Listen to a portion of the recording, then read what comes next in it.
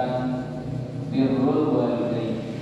Masih pembahasan tentang bagaimana berbakti kepada kedua orang tua. Kita akan melanjutkan pembahasan kita bab yang ke-6. Bab yang ke-6, membalas jasa kedua orang tua. Ya. Temanya adalah membalas jasa kedua orang tua. Pertanyaannya, mampukah seorang anak itu yang membalas jasa ibu dan bapak kita?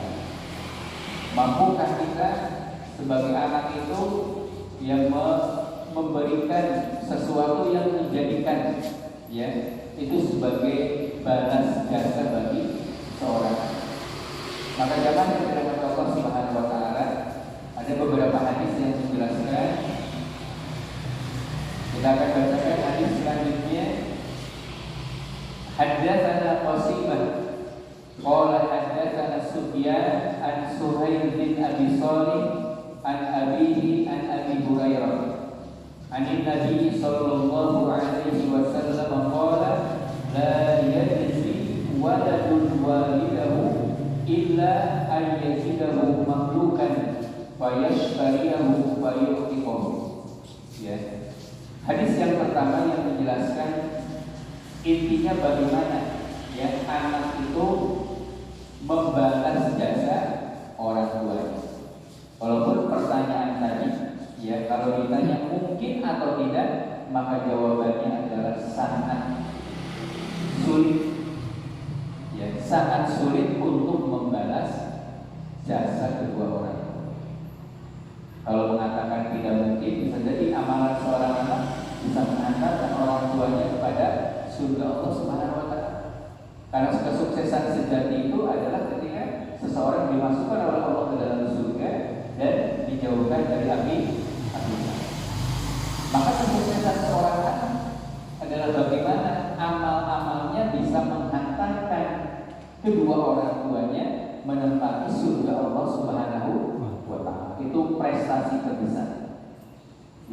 Jadi prestasi terbesar seorang anak, bakti anak kepada orang tua yang terdiri adalah anak harus bisa menggandeng kedua orang tuanya kemana?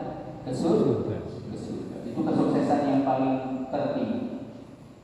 Dan kesuksesan orang tua di dalam mendidik anaknya, kesuksesan orang tua dalam rangka membina anaknya juga sama, adalah mengajak anak-anaknya ke dalam surga Allah Subhanahu wa taala.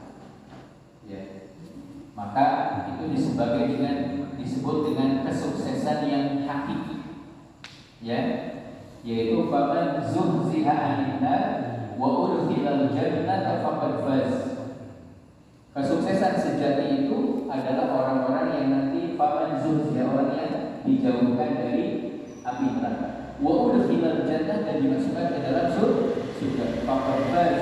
Maka orang ini adalah orang yang mendapatkan keuntungan yang besar. Orang ini adalah orang yang beruntung.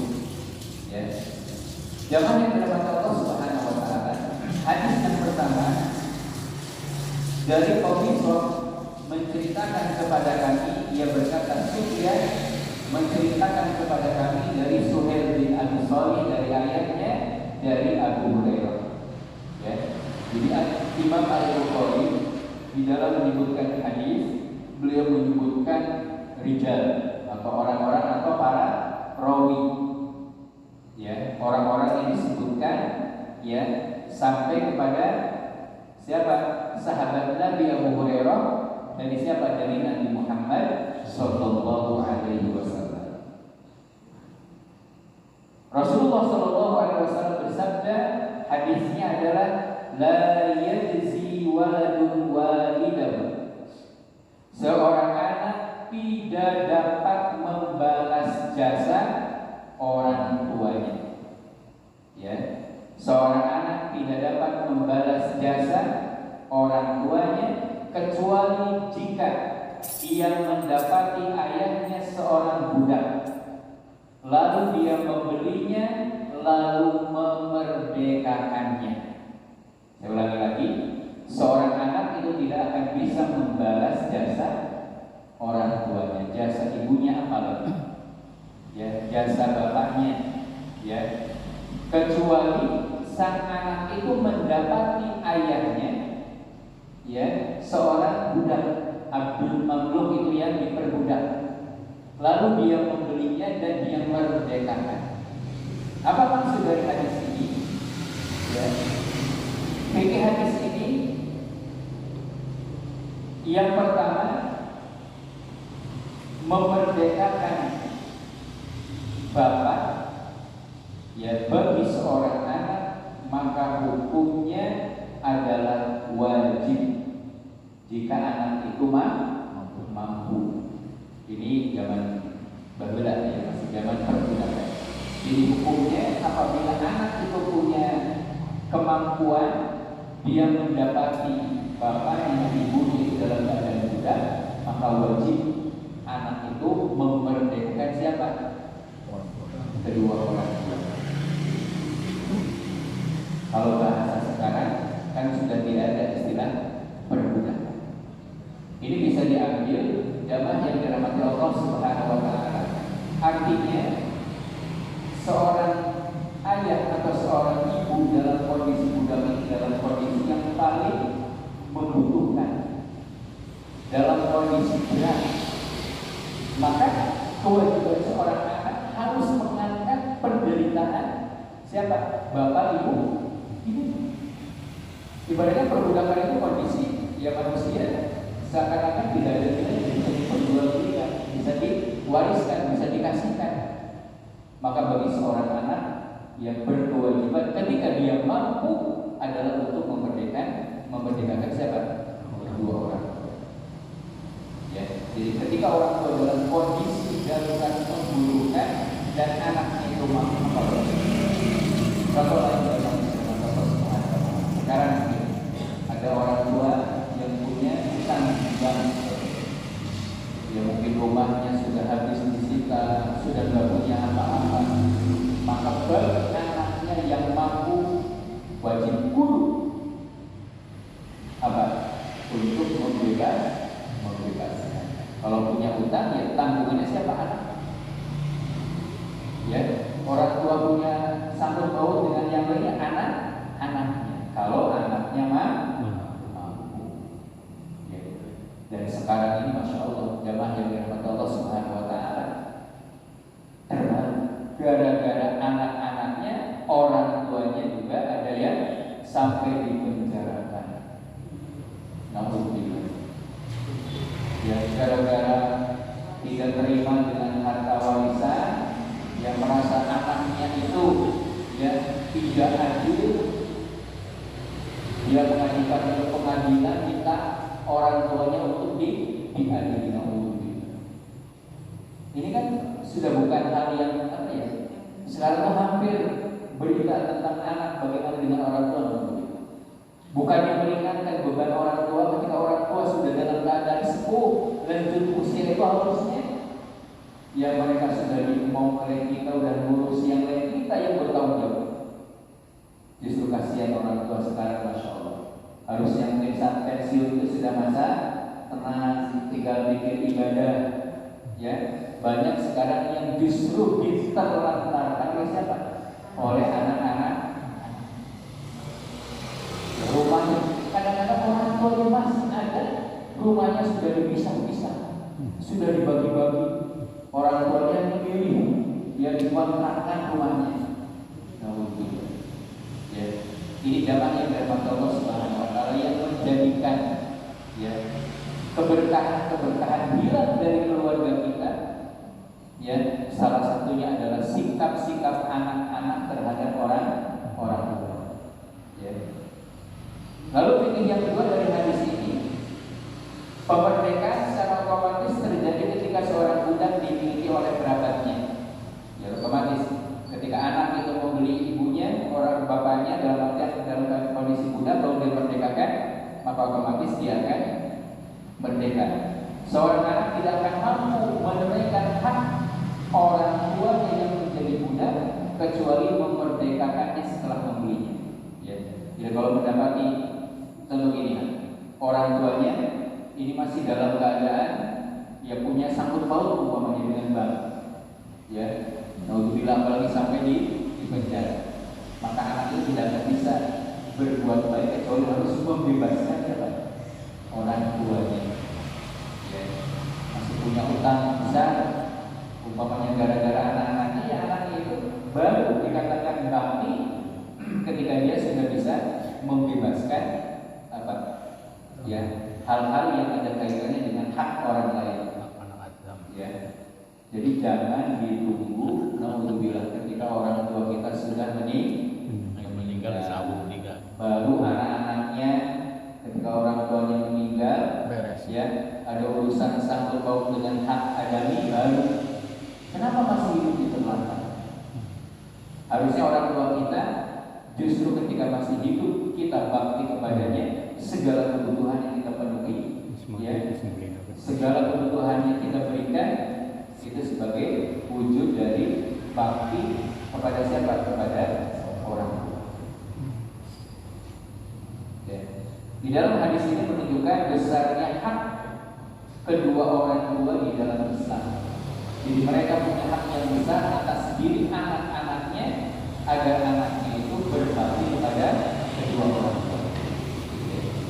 Kemarin kita sudah bahas sama yang dirahmati Allah Subhanahu wa taala syarat, ya. Kemarin ada 3 syarat apa? Birrul walidain. Kita sudah bahas kemarin minimal ada 3 syarat dikatakan seorang anak itu sudah berbakti. Dikatakan anak itu berbakti kepada orang tua. Ya, saya ingatkan lagi yang kemarin adalah hendaklah anak itu lebih mengutamakan ridho siapa? Orang tuanya daripada ridho siapa? Istrinya, ridho suaminya, ridho anak-anaknya, ridho kerabatnya, tetangganya. Ya, jadi seorang anak itu dikatakan dia bakti kepada orang tua, syarat yang pertama harus menjadikan ridho orang tua paling utama, paling yang dia cari. Harus mendahulukan ridhonya siapa? Orang. Jangan kembali, ya. Jangan anak kita dulu, jangan istri kita dulu, baru orang tua. Itu kalau kita mendahulukan orang lain sebelum orang tua, itu belum dinamakan bakti kepada orang tua. Umpama ibu kita butuh dana, ya, anak kita juga butuh dana. Maka cara yang terbaik agar orang tua ridho kepada kita, ya, tetap kita sampaikan kepada orang tua. Bu, bapak, ya, duit si anak pak, mungkin saya tuh punya uang, cuma ini anak saya ibaratnya untuk kuliah itu terakhir 10 minggu lagi, Pak. Maka sebagai anak yang baik harus disampaikan kepada siapa? Kepada orang tua. Namun itu jangan sampai orang tua itu tidak tahu permasalahan kita karena alasan kita, orang tua orang letih, nyol butuh banget, umpama anaknya mau bayar punya, maka sama ketika kita langsung bayar anak kita tanpa ngomong kepada siapa? Kedua orang.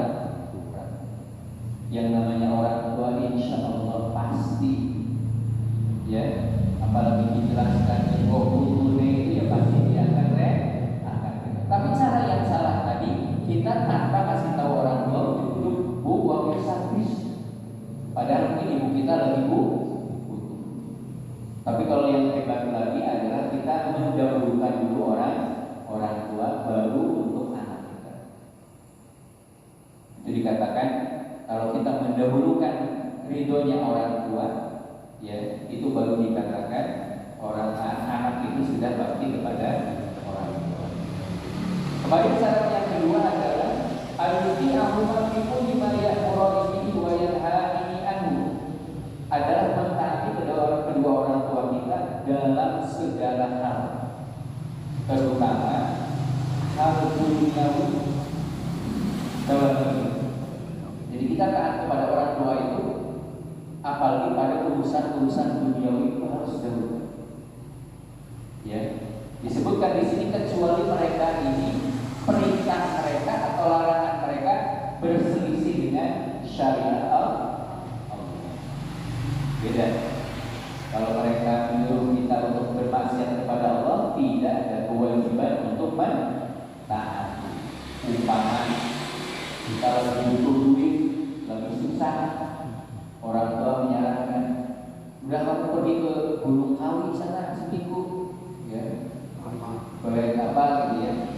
Maka itu walaupun perintah orang tua, maka hukumnya haram. Tidak boleh. Ini memerintahkan kepada maksiat kepada Allah. Tapi selagi mereka memerintahkan itu sifatnya tidak bersinggungan dengan hukum Allah, tidak bermaksiat kepada Allah, itu kita wajib taat kepada orang tua. Ya, intinya yang sifatnya duniawi itu kita harus taat.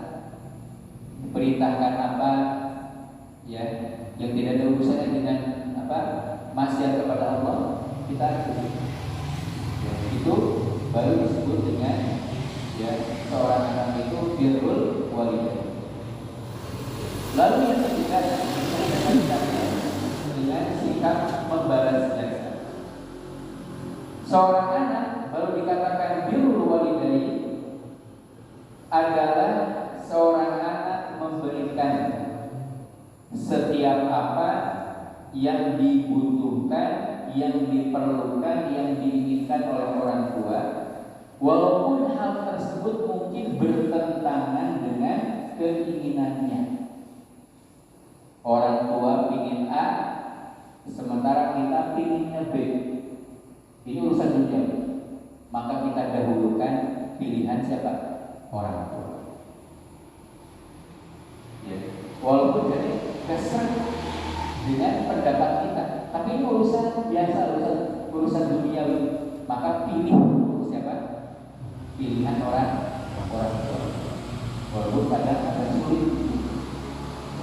Maka cara terbaik tadi bagaimana agar kita ridho orang tua kepada kita, maka segala sesuatu kita sampaikan kepada kedua orang. Jadi orang tua itu senang anaknya itu sering ngobrol, diajak pendapat, ya. Jadi orang tua itu semakin tua itu semakin senang ketika anaknya itu lebih sering berkomunikasi dengan mereka. Ya. Kadang-kadang hari ini justru ketika mereka butuh, ya. Jadi siklus usia manusia itu kan, ketika semakin tua sudah semakin lemah. Ya, mulai dari cara berpikirnya, yang segala sesuatunya kadang-kadang bisa jadi mereka ini sampai pada usia mungkin seperti anak kecilan, ya, pengen apa anak ini semua jeruk es krim, ya tetap selagi hal-hal yang tidak membahayakan, hal-hal yang patut yang kita berikan. Ini tugas kita sebagai anak. Nah, di saat-saat mereka itu seperti, ya tadi seperti anak tadi, di sana itu perlunya kehadiran kita. Kemarin sudah kita bahas, ya, ayat yang menjelaskan kita tidak boleh berkata-kata saja tidak boleh membentak apalagi. Saat apa? Ketika mereka mencapai al-kibar, usia lanjut, usia sudah sepuh, usia seperti mereka seperti anak-anak lagi. Di sana peran seorang anak bagaimana menjadikan mereka ini adalah nyaman dengan kehadiran siapa? Kita. Ya. Karena jamaah yang dirahmati Allah Subhanahu wa taala hari ini, kalau kita mengikuti budaya barat ini, Masya Allah, budaya barat itu luar biasa. Saya beberapa membaca artikel, jadi di barat itu mereka itu merasa ketika usianya sudah tidak produktif, itu memilih mengasingkan diri. Itu rata-rata di dunia barat. Bahkan sang anak itu biasanya akan menempatkan di satu tempat rumah. Jadi orang tua itu malah diasingkan. Kalau tidak diantar kemana, ke pantai-pantai Jombo, mereka akan dibuatkan rumah. Ya.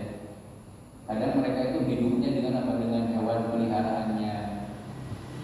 Ya, bukan dengan hidup. Mereka ini budaya dari barat. Kalau mereka tidak di apa? Kalau tidak ditempatkan di panti-panti, ya mereka akan tadi diasingkan. Dan orang tuanya pun merasa, ya karena saya sudah tua, sudah gak produktif, malah ganggu anak. Mereka lebih memilih hidup berdua. Kalau yang masih punya pasangan itu lebih memilih sendiri. Sehingga di beberapa tempat itu mereka ada perumahan khusus untuk para manula. Ya wong tua kok para pensiunan bul, ya. Ya kita, ya. Pensiunan ini. Apa yang terhadap Allah Subhanahu Wa Taala? Nah di sana justru kehadiran seorang anak, ya dibutuhkan oleh orang tua. Jadi harus bisa memenuhi semuanya. Nah ada kalimat yang baik di sini.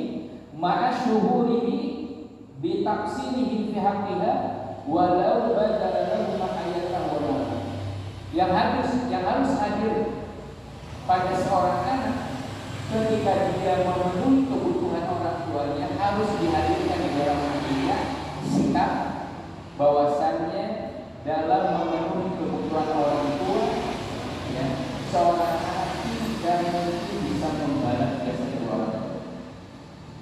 Saya ulangi lagi. Yang harus kita hadirkan ketika kita membantu orang tua, mengurus orang tua, umpama ada orang tua yang jompo sudah nggak bisa apa-apa, harus senantiasa dihadirkan dalam hati kita. Kita ini nggak mungkin bisa membalas jasa orang. Jangan sampai justru punya perasaan saya ini anak yang paling bakti. Kalau gak ada saya, siapa yang ngurus itu salah. Tapi yang harus kita hadirkan ini belum seberapa. Ya, ibaratnya sampai memandikan, ketika buang air besar kita yang cebokin, itu jangan sekali-kali merasa kita ini sudah membalas jasa. Para ulama menyebutkan di sini ma'asyurulihi bitafsiri, harus merasakan, ya, dia itu adalah serba kekurangan untuk memenuhi jasa orang. Ibaratnya, walaupun sudah menghajikan berkali-kali, mengumrohkan berkali-kali, jangan ada perasaan kita ini sudah selesai bakti kita kepada siapa? Kepada orang. Jangan sampai. Ya. Karena hadis berikutnya yang kemarin kita bahas, ya, dari Syu'bah, dari Sa'id bin Abi Burdah, Sa'id Abi yuhadditsu annahu syahida Ibnu Umar wa rajulun yamaniyyun yatufu bil baiti hamalahu ummuhu wa ra'adhabi. Dari Sa'id bin Abi Burdah menceritakan kepada kami bahwasanya aku mendengar ayahku menceritakan hadis bahwa dia pernah menyaksikan Ibnu Umar. Siapa Ibnu Umar? Putranya Umar bin Khattab, ini sahabat Ibnu Umar.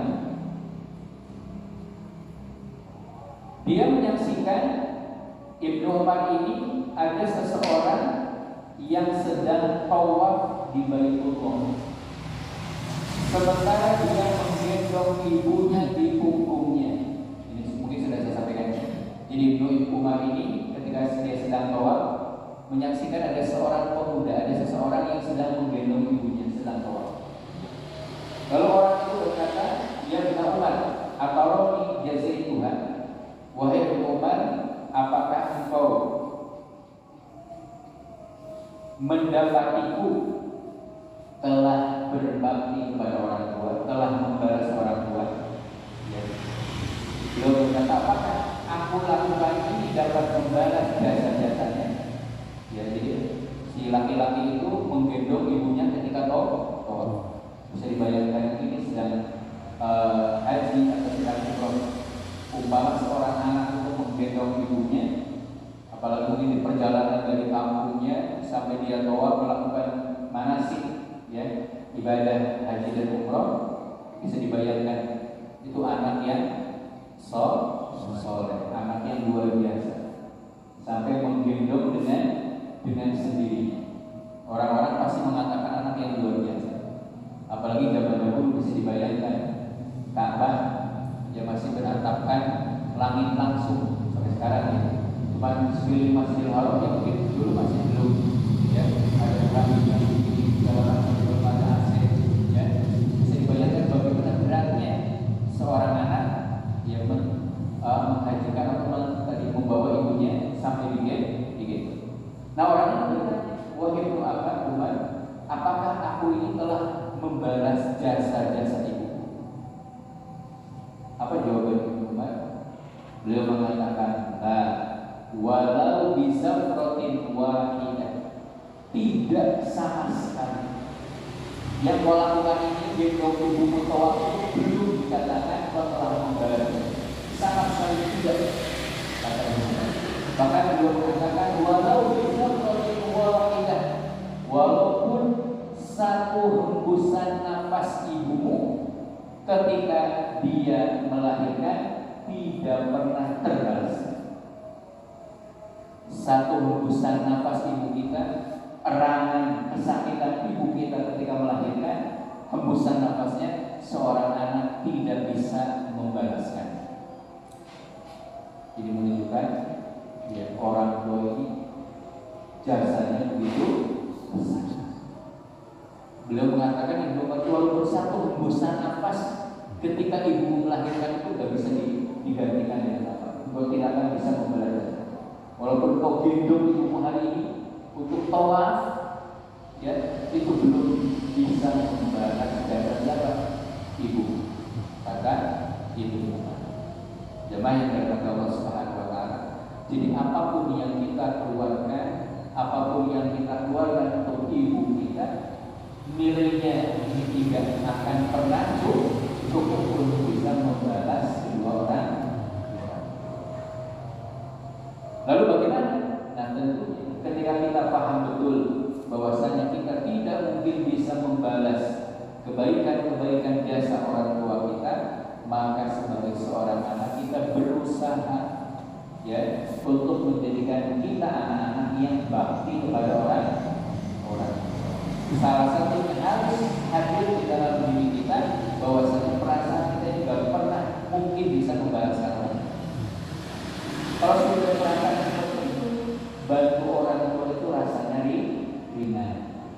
Tidak hitung-hitungan. Ya. Jadi kalau sudah merasa jasa orang tua itu besar, maka apapun yang kita keluarkan untuk orang tua kita itu tidak ada bandingannya dengan jasa mereka.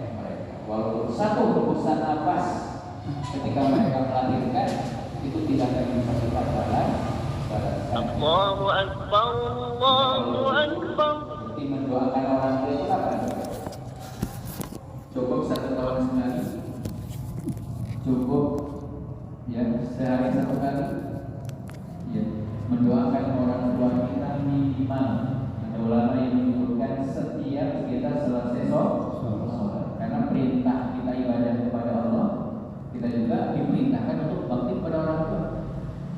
Ya, dan waktu terbaik mendoakan orang tua adalah ketika sujud.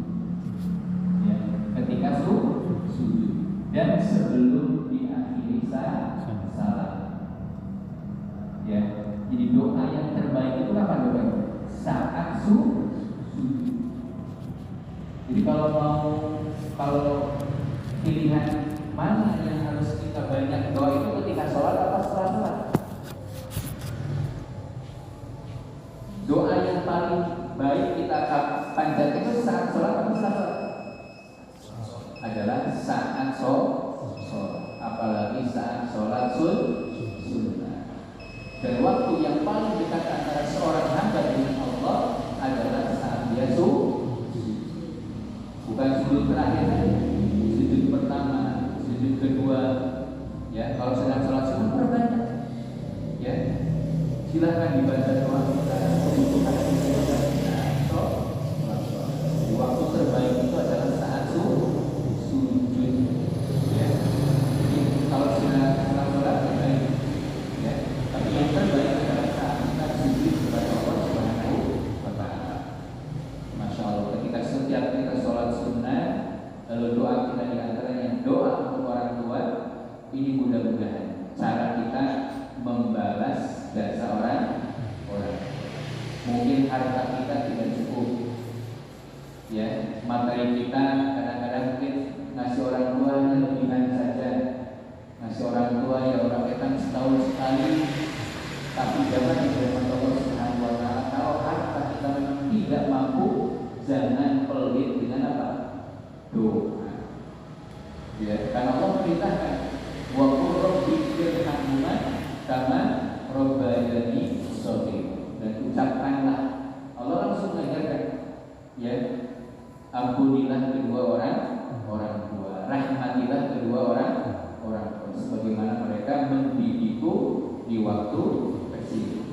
Zaman yang dimaksud Allah Subhanahu wa taala itu di antara hadis yang menjelaskan tentang sulitnya, ya, seorang anak untuk membalas jasa orang tua. Walaupun sulit, walaupun sepertinya kita tidak mungkin membalaskan jasa kedua orang tua, maka sebagai seorang anak kita harus bisa, ya, mendoakan mereka minimal, ya.